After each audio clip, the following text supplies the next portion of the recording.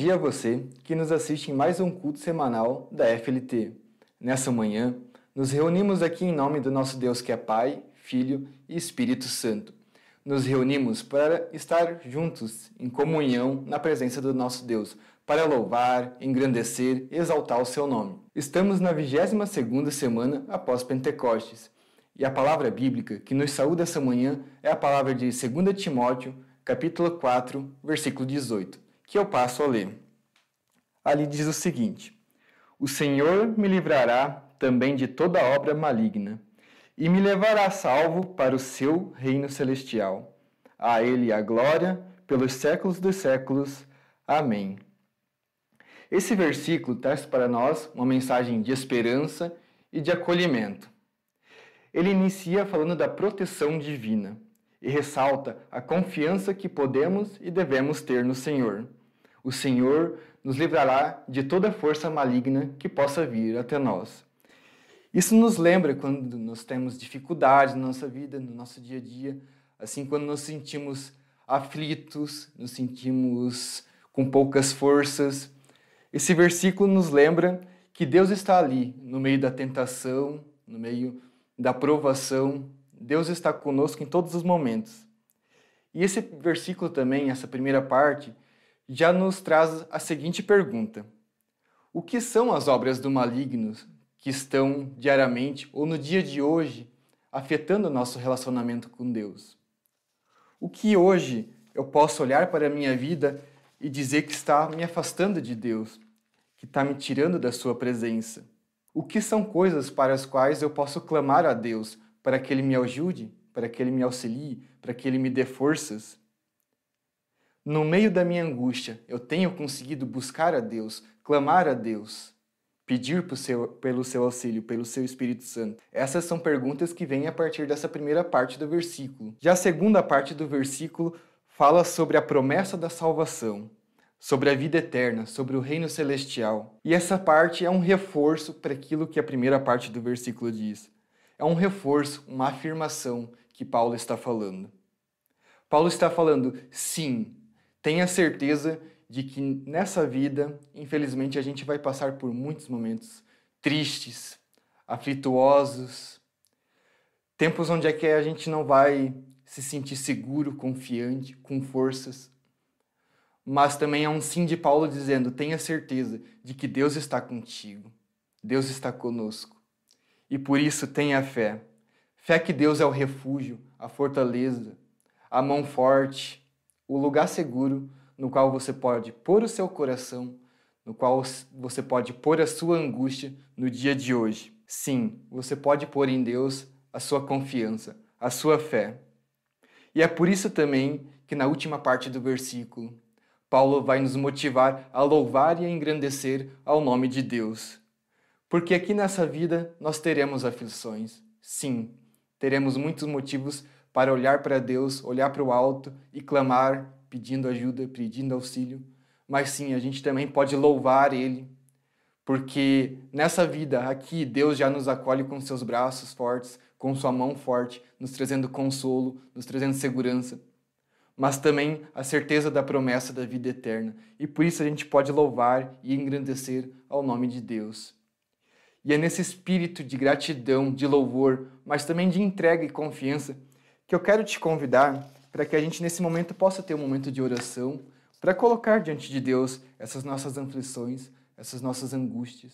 E assim eu te convido para fechar os seus olhos, para que a gente possa ter um momento de oração. Senhor Deus, muito obrigado porque nessa manhã Tu nos acolhe com essa Tua palavra. Te pedimos, Senhor, que assim como Paulo nos instrui, que a gente possa colocar o nosso coração diante da Tua presença, aquilo que são aflições, aquilo que são clamores, aquilo que são dores no nosso coração. E que a gente possa, nesse momento, Senhor, ter a certeza de que o Senhor nos acolhe com a Tua palavra, que o Senhor nos acolhe com a Tua presença. Dê-nos, Senhor, a Tua força, o Teu Espírito. E assim te pedimos, Senhor, que a gente possa também colocar nesse momento os nossos pecados, eu, os meus pecados aqui, cada um também em sua casa, que está nos assistindo também, colocando diante da Tua presença os seus pecados. E que assim a gente possa se sentir perdoado, Senhor, por Ti. e que a gente possa também te exaltar e te engrandecer e te louvar, tendo a certeza do perdão já aqui e também tendo a certeza da salvação e da vida eterna. Assim, em teu nome te agradecemos. Amém. E agora, quero te convidar para que a gente possa, nesse mesmo espírito, cantar um hino ao Senhor.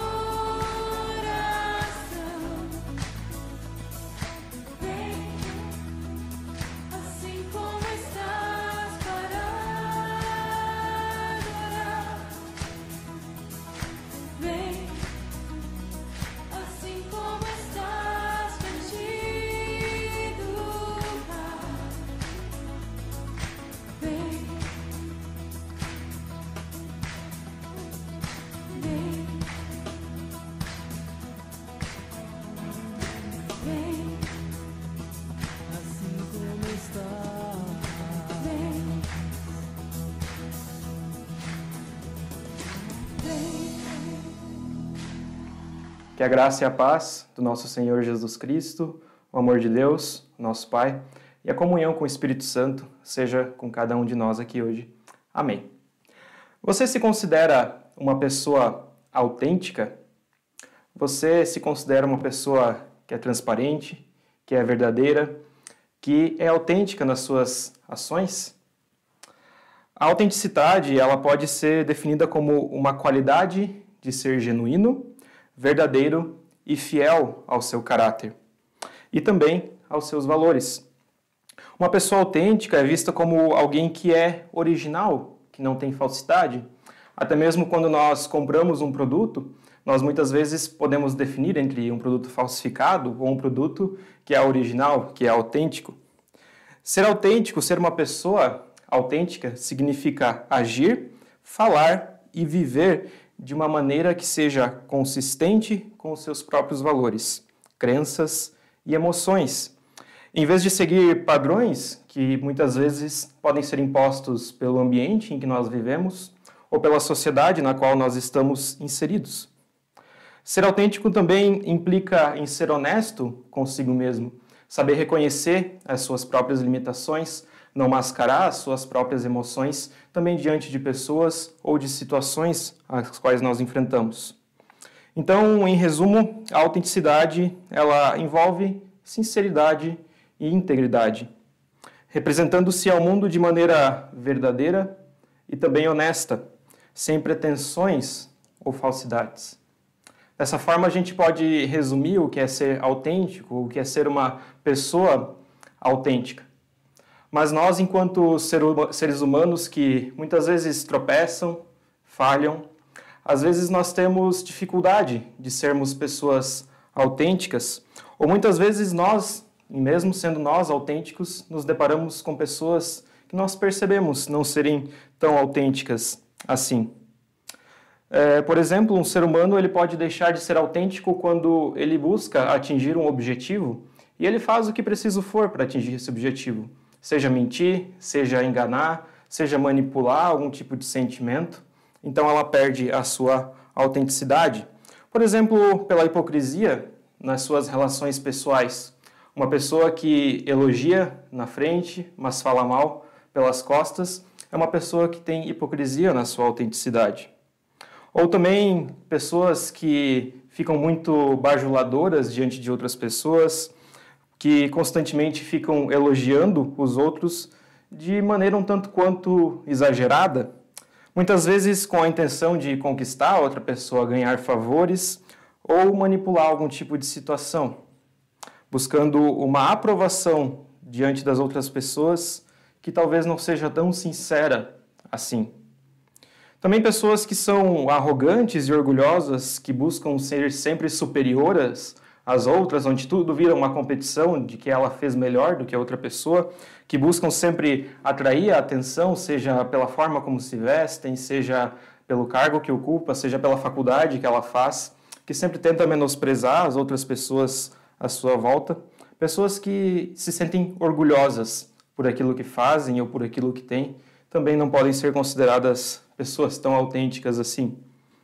E eu acho que a forma principal que nós podemos ver nos dias de hoje está nas redes sociais, onde o ser humano muitas vezes cria uma persona perfeita, uma pessoa que posta coisas alegres e felizes, que tenta mascarar muitas vezes a realidade de uma vida infeliz e que quer mostrar nas redes sociais que a sua vida é totalmente feliz, quer aparecer para as outras pessoas como uma vida perfeita. Que na verdade nós sabemos que todos têm uma vida que nem sempre é tão perfeita assim.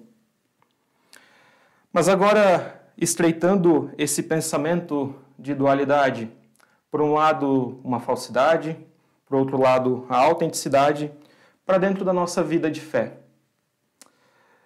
Proponho que a gente possa refletir se nós temos sido autênticos entre os nossos irmãos e irmãs na fé. Quais serão que são as nossas verdadeiras intenções em nosso coração quando nós vamos servir ao Senhor? O que talvez me motiva ou o que te motiva a ajudar na comunidade? Eu tenho sido fiel ao Evangelho ou fiel às pessoas? Quem eu busco agradar, afinal de contas, quando estou servindo ao Senhor? Será que eu sou sincero e verdadeiro diante do Evangelho, diante da verdade, que é o Evangelho, ou apenas eu tento agradar as pessoas com aquilo que eu falo? Muitas vezes um Evangelho que passa a mão na cabeça, que não aponta o pecado, que não chama para responsabilidade, e em detrimento disso a gente acaba somente agradando as pessoas, muitas vezes por medo de conflito ou por medo de afastar. Coisas que são movidas pelo nosso próprio ego, de não querer ser mal visto, de não querer ser mal interpretado, e às vezes deixamos o Evangelho para trás para agradar pessoas.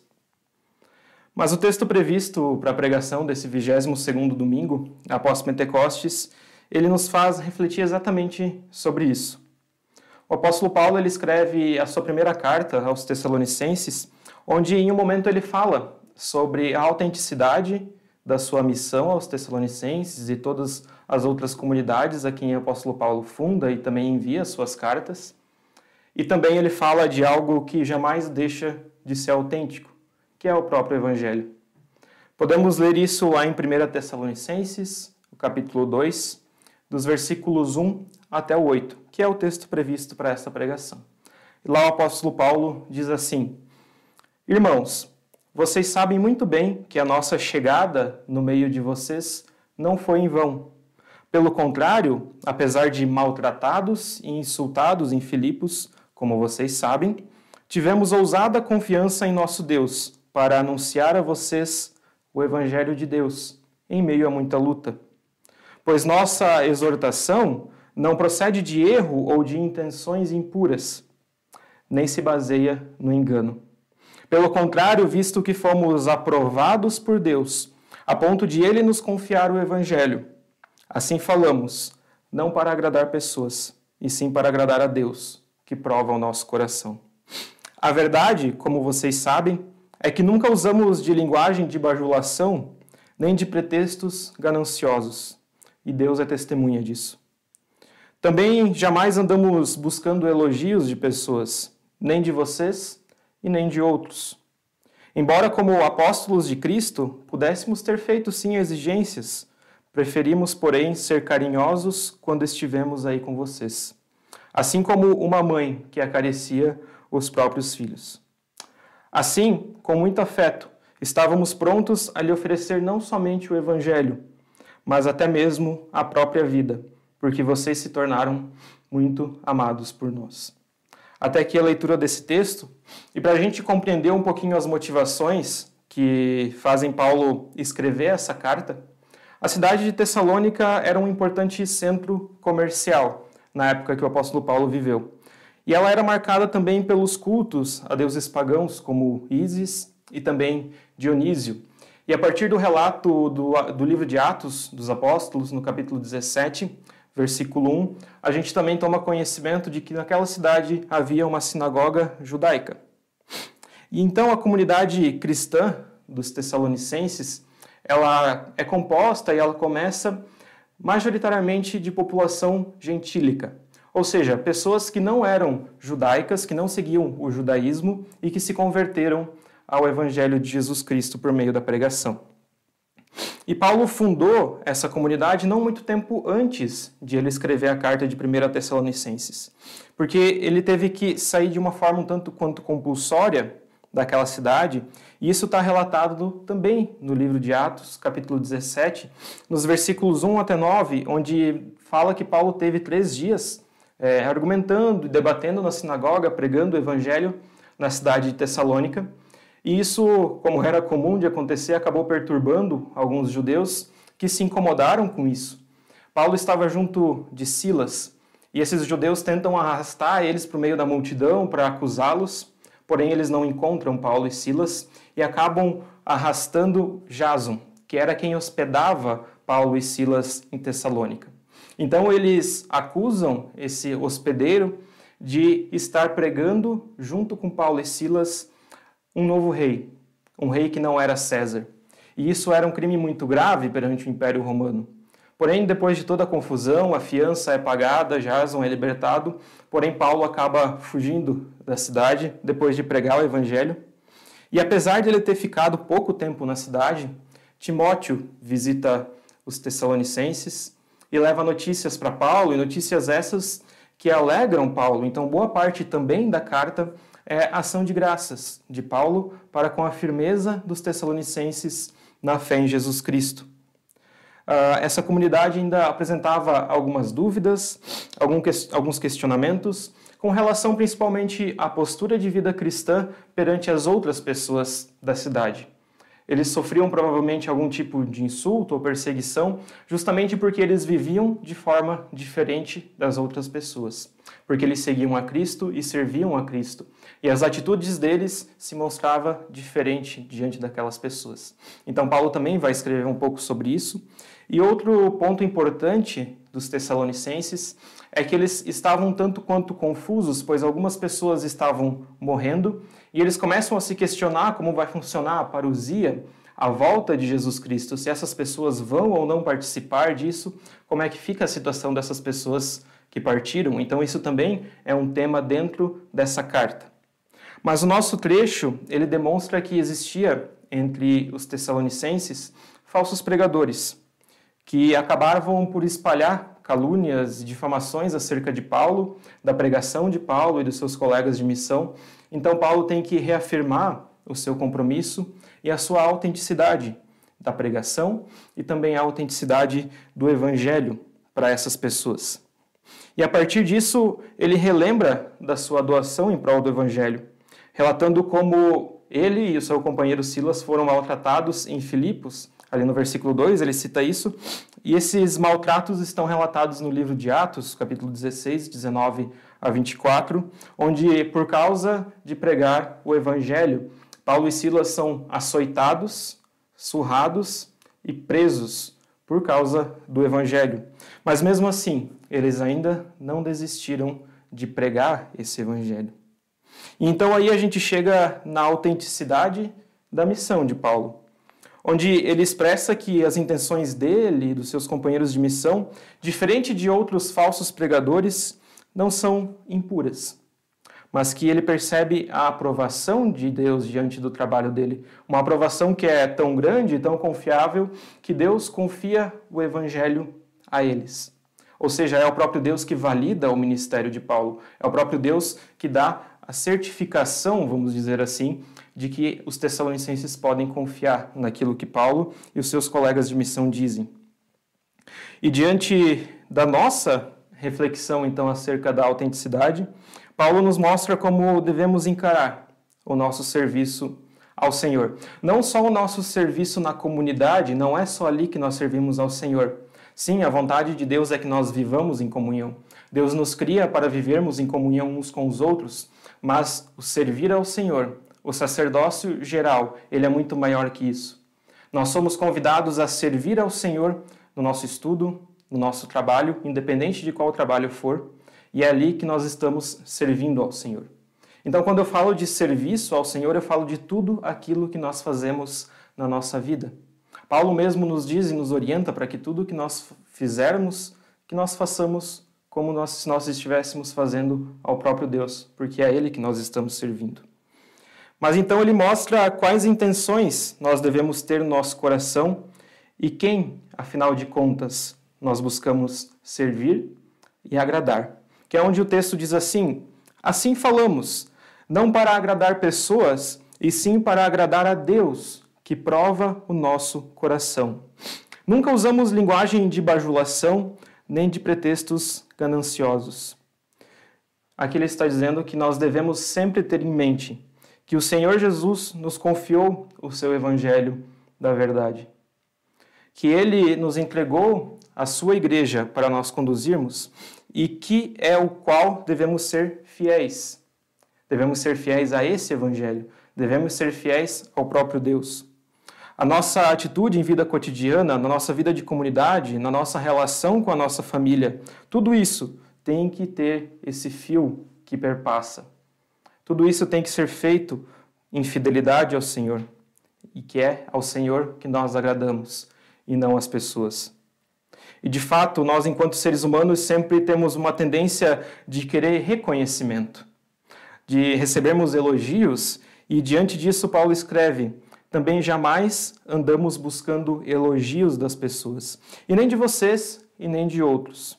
E não me entendam mal, eu não estou dizendo que a gente deve rejeitar elogios, que a gente deve rejeitar o reconhecimento pelo nosso trabalho quando ele vem.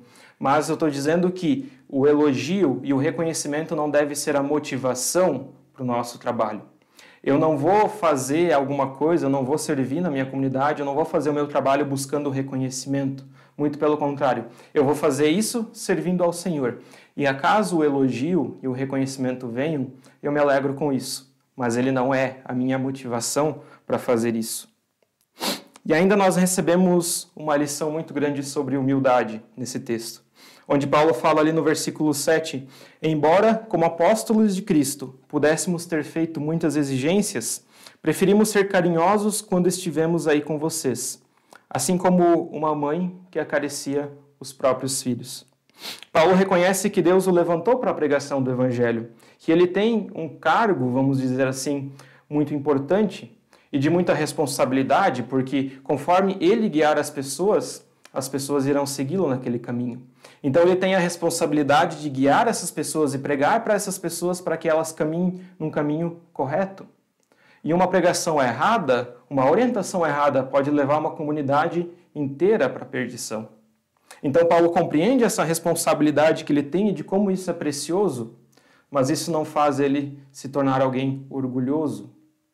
Muitas vezes, quanto mais alto o cargo que o ser humano ocupa, ou qual curso que ele cursa na faculdade, ou as suas notas na escola, o ser humano tende a empinar o nariz e ficar orgulhoso com isso.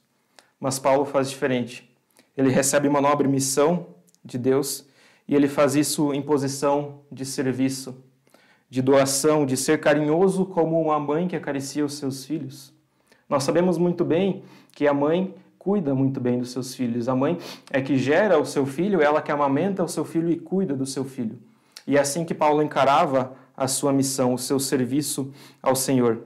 E assim deve ser a nossa vida de serviço ao Senhor. Diante não só da comunidade de fé, ou seja, eu não vou me achar melhor diante das outras pessoas porque eu faço alguma coisa na comunidade, mas eu compreendo que a comunidade é uma vivência entre irmãos na fé, que foram salvos por Jesus Cristo, e todos estão na mesma posição.